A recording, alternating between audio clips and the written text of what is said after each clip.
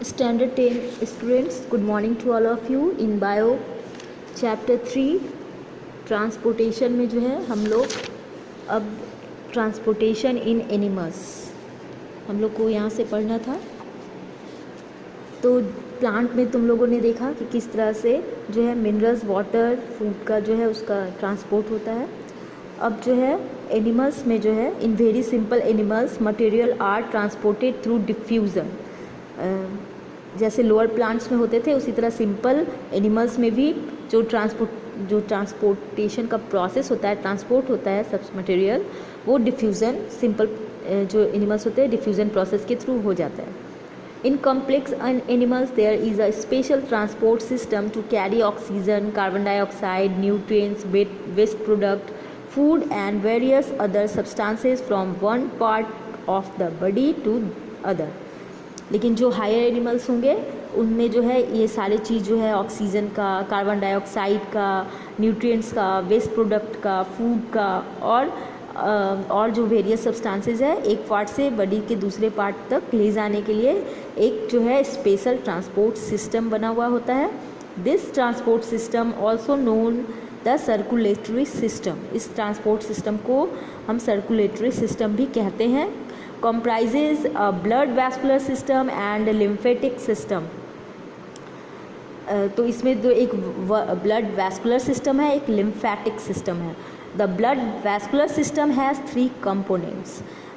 जो blood vascular system है उनके 3 पार्ट है, एक तो ब्लड है, एक ब्लड वेसल्स है और एक हार्ट है। और जो लिम्फेटिक सिस्टम है वो लिम्फ इंक्लूड करते हैं और लिम्फ वेसल इंक्लूड है उसमें और लिम्फ नोड्स है। तो ये लिम्फेटिक सिस्टम और वैस्कुलर सिस्टम ये दोनों जो है सर्कुलेटरी सिस्टम के पार्ट है। तो अब है ब्लड। ब्लड है क्या? तो अ fluid transport medium. Blood is a liquid connective tissue, have 2 main components, plasma and blood corpuscles. तो हम लोग के बॉडी में जो ब्लड है वो उसमें जो है वो कनेक्टिव टिश्यू है, एक तरह का लिक्विड कनेक्टिव टिश्यू है हमारे बॉडी के अंदर। और उसका मेन कंपोनेंट 2 है, एक तो प्लाज्मा है, एक ब्लड कॉर्पसेल्स है। तो प्लाज्मा जो है वो लिक्विड पार्ट है, जो ब्लड है ब्लड का लिक्विड पार्ट जो है प्लाज्मा कहलाता है। और ये बना होता है वाटर से और वेरियस सब्सटेंस जो इसमें मिला हुआ होता है उससे। इसमें जो है प्रोटीन होता है, सॉल्ट होता है, ग्लूकोज, नाइट्रोजिनस कंपाउंड होता है। ये जो ब्लड में जो पार्ट होता है वाटर के साथ साथ protein, salt, glucose, nitrogen compounds और भी बहुत सारी चीज़ है। और in vertebrates plasma contains the respiratory pigments. Invertebrates means vertebrate यानी जो एनिमल्स विथ बैकबोन्स होते हैं उन्हें वर्टिब्रेट्स बोलते हैं और जो बिना बैकबोन के होते हैं उन्हें इनवर्टिब्रेट्स बोलते हैं। और इनवर्टिब्रेट्स में जो प्लाज्मा होते हैं वो रेस्पिरेटरी पिगमेंट भी कंटेन करके रखते हैं। Corpuscles are cell floating in the plasma. और ये तो एक प्लाज्मा हो गया। और उसमें जो ब्लड कॉर्पसेल्स है वो क्या है? वो एक फ्लोटिंग सेल है जो कि प्लाज्मा में तैरते रहते हैं, जिसके अंदर आता है आरबीसी जिसे रेड ब्लड सेल्स बोलते हैं।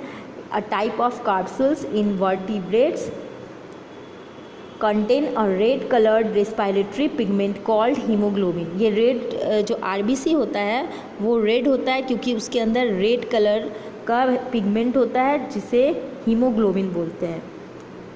फिर है हार्ट। हार्ट जो है क्या है? एक पंपिंग ऑर्गन है। पंपिंग ऑर्गन यानी जैसे हम लोग अपने घर में वाटर का सप्लाई ऊपर नीचे हर जगह पे करने के लिए मोटर लगाते हैं ताकि अगर एक सप्लाई वाटर आता है गवर्नमेंट की तरफ से तो हम लोग अगर नीचे में जितना नीचे होगा लोअर पार्ट में होगा तो आराम से पानी आ जाता है। लेकिन ऊपर तक ले जाने के लिए अगर उस पानी को हमें ऊपर ले जाना है तो हम क्या करते हैं? एक मोटर लगाते हैं। ठीक उसी तरह हमारे बॉडी में भी जो है हार्ट एक पंप का काम करता है। वो एक पंपिंग ऑर्गन है, मस्कुलर पंपिंग ऑर्गन, जो कि ब्लड को जो है पंप करता है, वो उसे खींचकर सारे बॉडी पार्ट में जहाँ पे भी नीड होता है वहाँ पे पहुँचाता है। तो it pumps blood that comes to it from other parts of the body through the circulatory system. It pumps deoxygenated blood to the lungs for oxygenation and oxygenated blood to all parts of the body.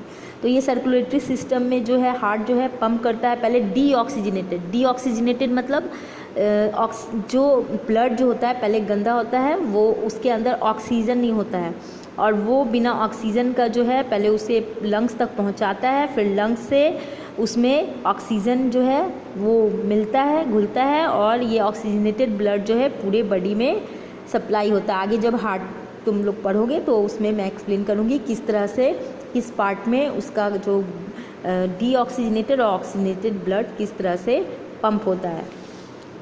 उसके बाद है control of the heart. तो the invertebrate heart is generally fully controlled by the nervous system. Invertebrate में जो है heart जो है वो नर्वस सिस्टम के द्वारा जो है फुली कंट्रोल्ड होता है। Invertebrate heart is controlled by pacemaker system made up of specialised cardiac muscle. और वर्टिब्रेट एनिमल में जो होते हैं उसमें हार्ट जो होता है पेसमेकर सिस्टम के द्वारा वो कंट्रोल होता है। और ये पेसमेकर क्या है, एक स्पेशलाइज्ड कार्डियक मसल है। कार्डियक मसल मतलब जो फैलता सिकुड़ता रहता है, वो पेसमेकर जो है उसे उसका काउंट होता है। आगे तुम लोग हार्ट में पूरे डिटेल से इसे पढ़ोगे। तो ये पेस मेकर जो है वो स्पेशलाइज कार्डियक मसल है। कार्डियक मसल वैसा होता है संकुचन करने वाला, मतलब अप एंड डाउन, फैलने सिकुड़ने वाला। अब है chambers in the heart. The heart is divided into 4 chambers. तुम लोग ऐसे 6-7 से ही पढ़ते आ रहे हो। हार्ट में 4 चैम्बर होता है। जो हार्ट होता है तो इस तरह से ये जो हार्ट है तो हार्ट में इस तरह से 4 चैम्बर में डिवाइड होता है। ये right and left, right auricle, left auricle, right ventricle, left ventricle, इस तरह से 4 चैम्बर में वो हार्ट जो है डिवाइड होता है।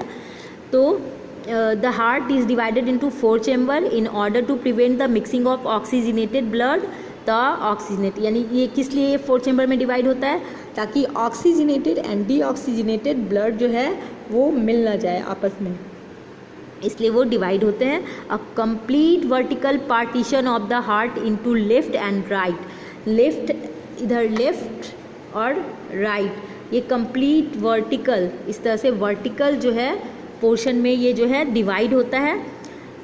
Vertical partition of the heart into left and right chambers ensure a complete separation of oxygenated and deoxygenated blood. और ये इंश्योर करता है कि ऑक्सीजनेटेड और डीऑक्सीजनेटेड ब्लड जो है कंप्लीट जो है वो अलग चैम्बर्स में हो। This type of partition is seen in animals having a double circulation system. तो ऐसा जो पार्टीशन है वो वैसे एनिमल में सीन होते हैं जिसमें डबल सर्कुलेशन सिस्टम होता है विथ 2 सर्किट्स। दीज एनिमल्स जो है मैमल्स, हम लोग आ गए, बर्ड्स एंड क्रोकोडाइल्स, ये सब के पास जो होता है लंग्स होता है।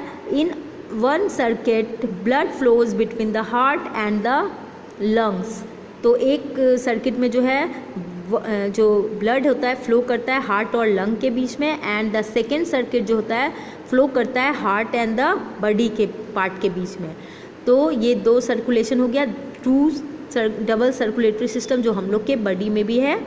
The heart has 4 chamber, 2 aorta, often also called auricles, and 2 ventricles, such as heart is called double chamber.